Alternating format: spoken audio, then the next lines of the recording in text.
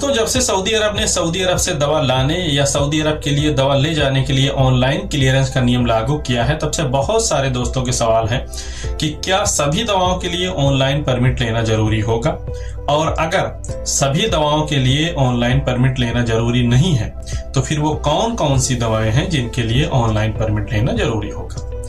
क्या जो रोजमर्रा के इस्तेमाल की दवाएं हैं हल्की फुल्की, जैसे कि हल्की सर्दी, जुकाम, सर दर्द, बदन दर्द, नॉर्मल बुखार, लूज मोशन, बीपी वगैरह की दवाइयां, इनके लिए भी ऑनलाइन परमिट लेना जरूरी होगा।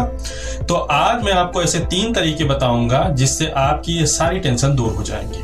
और इसमें एक तरीका तो ऐसा है कि आप सिर्फ अपनी दवा का नाम वहां पर लिखकर डाल देंगे तो आपको पता चल जाएगा कि इसको सऊदी अरब ले जाने के लिए परमिट की जरूरत है भी या नहीं। तो चलिए आगे बढ़ें, लेकिन अगर आप लोग चैनल पर नए हैं तो चैनल को सब्सक्राइब कर लें और प्लीज वीडियो को लाइक जरूर किया करें। और हाँ, एक चीज और मैं आपको बताता चलूं कि अगर ये वीडियो देखने के बाद आप अपनी दवा सऊदी अरब लेकर जाएं और आपको इस वीडियो से फायदा हो तो नीचे कमेंट जरूर करें। इससे मुझे भी हौसला मिलता है कि हाँ, मेरी वीडियो किसी के काम आई तो आगे और भी अच्छी वीडियोस में बनाने की कोशिश करता हूँ। तो सबसे पहले बात करते हैं बेसिक रूल की। सऊदी अरब में अब अगर आप कोई भी दवा लेकर जा रहे हैं तो पहले ये देखना जरूरी है कि उस दवा में कोई भी कंट्रोल सब्सटेंस है या नहीं, क्योंकि Saudi food and drug authority यानी कि SFDA ने साफ साफ कहा है कि सिर्फ वही दवाएं जिनमें नशे वाले सब्सटेंस हैं या मूड स्विंग करने वाली साइकोट्रॉपिक यानी कि हल्के नशे वाली दवाइयां, जैसे बहुत सारी दवाइयां ऐसी होती हैं कि उनका इस्तेमाल करने के बाद में आपको नींद आने लगती है। मुझे भी कई बार ऐसी दवाइयां मैंने भी इस्तेमाल की है। उन्हीं दवाइयों के लिए ऑनलाइन परमिट लेना जरूरी है। अब ये दवाएं कौन कौन सी हैं, तो मैं कुछ दवाओं के नाम ले रहा हूं। हो सकता है मेरी प्रोनाउंसिंग में गलती हो क्योंकि मैं डॉक्टर नहीं हूं और अंग्रेजी का बहुत बड़ा जानकार भी नहीं हूं। जैसे कि कोडीन, ट्रामाडोल, मॉर्फिन, डियाजेपाम, क्लोनाजेपम, प्रेगाबलिन, अल्प्राजोलम, इसके अलावा और भी बहुत सारी दवाएं हैं जिनका गलत इस्तेमाल नशे या नींद लाने के लिए किया जा सकता है। तो अगर ऐसी कोई दवा आपको मेडिकल वजह से चाहिए तो सबसे पहले SFDA की वेबसाइट से आपको ऑनलाइन परमिट लेना जरूरी है। Saudi food and drug authority ने वो दवाइयां जिन्हें सऊदी अरब में लाने के लिए परमिट की जरूरत है उसकी कई कैटेगरियां बनाई हैं। पहली दूसरी कैटेगरी में वो दवाइयां शामिल हैं जिन्हें यूनाइटेड नेशन के 1961 के नारकोटिक्स ड्रग कन्वेंशन के तहत बैन किया गया है, जिसका इस्तेमाल मेडिकल और साइंस रिसर्च के अलावा पूरी तरीके से बैन है। तीसरी कैटेगरी है कंट्रोल मेडिसिन, जिसमें नशीले और साइकोट्रॉपिक सब्सटेंस शामिल नहीं है। फिर भी कुछ लोग इसका गलत इस्तेमाल नशे के तौर पर करते हैं, जैसे खांसी की एक मशहूर दवा आती है कोरेक्स। इसका भी इस्तेमाल बहुत लोग नशे के तौर पर करते हैं, कुछ को मैंने पर्सनली देखा है।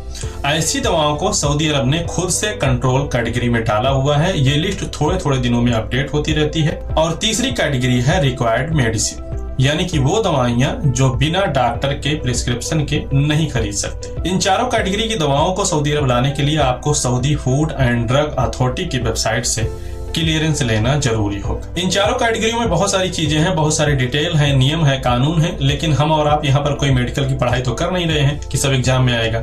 इसलिए हम लोग सिर्फ उसी चीजों पर फोकस करेंगे जिसकी हमें जरूरत है, यानी कि हम कौन कौन सी दवा सऊदी अरब ला सकते हैं।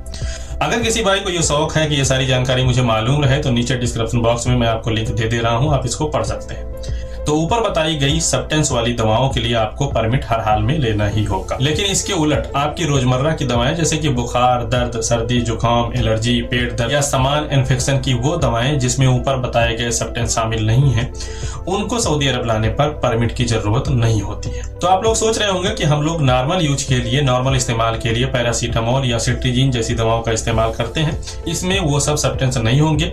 तो ध्यान रखिए, जरूरी नहीं है, क्योंकि कभी कभी जो नॉर्मल दवाएं हम इस्तेमाल करते हैं उसमें भी हो सकता है कि थोड़े बहुत ऐसे सब्सटेंस मिले हों जो आपको नशे जैसी हालत में ला सकते हैं। तो हम ये कैसे जानेंगे कि इसमें कुछ ऐसे फॉर्मूले डाले गए हैं या नहीं?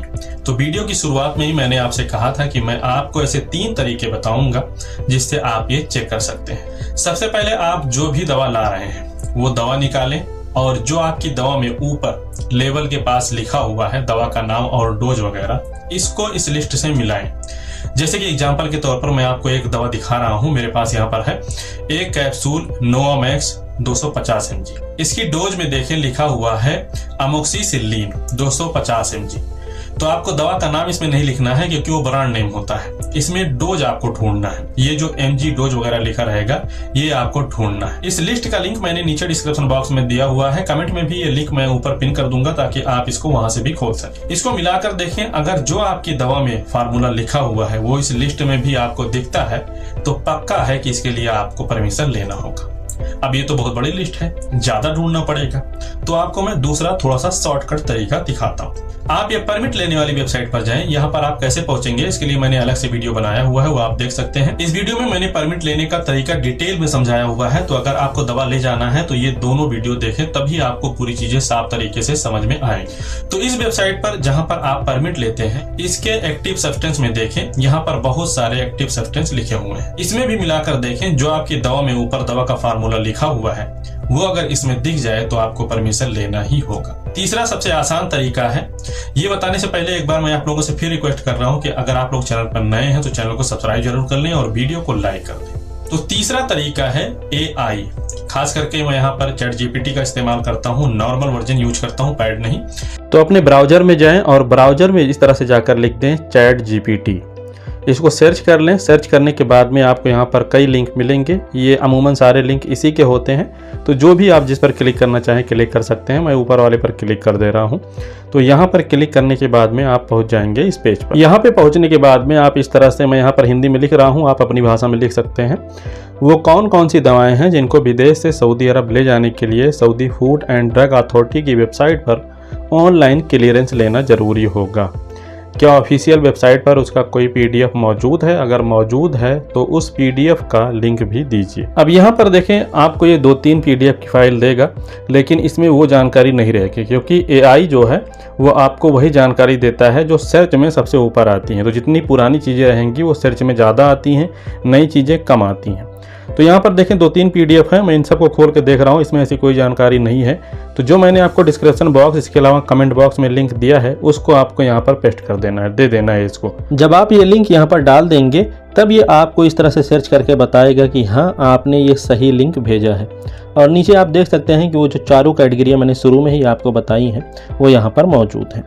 तो अब इसमें आपको नीचे लिख देना है कि मैं आपको कुछ दवाओं के नाम बता रहा हूं, आप इसमें से ढूंढ कर बताइए कि क्या ये दवा ले जाने के लिए मुझे परमिट की ज़रूरत है या नहीं। इसने आपको जवाब दे दिया है, कृपया दवाओं की सूची भेजें। तो अब आपके पास जो भी दवा है उसका नाम आप चाहें तो लिखें या न लिखें, लेकिन जो दवा का डोज है, दवा का असर फार्मूला दवा के ऊपर या दवा के नीचे लिखा रहता है, जो mg वगैरह लिखा रहता है, वो आपको यहाँ पर लिखना है। मिसाल के तौर पर मेरे पास एक दवा है नोवामैक्स 250। ये 250 उसकी डोज है, नोवामैक्स उसका ब्रांड नेम है, लेकिन जो उसका असल फार्मूला है वो यहाँ पर आप इस फोटो में देखें, नीचे लिखा हुआ है एमोक्सिसिलिन 250 mg। तो ये इसका असल फार्मूला है। इसी तरीके से आप अगर ना समझ पाएँ तो जो भी आपके दवा में लिखा है इसकी डोज तक, ऊपर नीचे 2-3 लाइन अगर आप लिखना चाहते हैं तो वो भी यहाँ पर लिख सकते हैं। तो मैं यहाँ पर ये लिख दे रहा हूँ। अब देखें, इसमें ये भी लिख दें कि अगर आपका कैप्सूल है तो कैप्सूल, टैबलेट है तो टैबलेट, ट्यूब है तो ट्यूब, या और किसी भी प्रकार की दवा है तो या पाउडर है, जो भी है वो आप यहाँ पर लिख दें। तो देखिए मैंने यहाँ पर लिख दिया है नोवामैक्स 250 कैप्सूल और ब्रैकेट में ये भी डाल दिया है एमोक्सिसिलिन 250 mg। ये आपको बता देगा कि आपकी दवा कौन सी है, किस काम में आती है, इसमें कौन कौन से सब्सटेंस हैं और इसके लिए आपको परमिट लेने की जरूरत है या नहीं, या डॉक्टर की पर्ची या प्रिस्क्रिप्शन लिखवाना है या नहीं। बस ध्यान रखें कि जिन दवाओं पर आपको शक हो कि हाँ ये प्रतिबंधित हो सकती हैं, तो अगर एक बार में ये बताए कि इसके लिए आपको परमिट लेने की जरूरत नहीं है, तब भी आप इससे 2-3 बार पूछें कि कंफर्म बताइए कि ये सही बात है या नहीं। घुमा फिरा कर इसको आप 2-3 बार जब पूछेंगे तो ये आपको अलग अलग सोर्स से इसकी जानकारी आपको देगा। तो जब आप कंफर्म हो जाएं तो जिन दवाओं के लिए परमिट की जरूरत है उसके लिए परमिट ले लें, और जिन दवाओं के लिए परमिट की जरूरत नहीं है उसके लिए परमिट लेने की जरूरत नहीं है। उम्मीद है वीडियो आपको पसंद आया होगा। फिर भी कोई सवाल है तो कमेंट करें, चैनल पर नए तो सब्सक्राइब करें, वीडियो को लाइक करना या दोस्तों के साथ शेयर करना ना भूलें। मिलते हैं किसी और वीडियो में और नई और अच्छी जानकारियों के साथ। तब तक के लिए अल्लाह हाफिज, बहुत बहुत शुक्रिया, थैंक यू।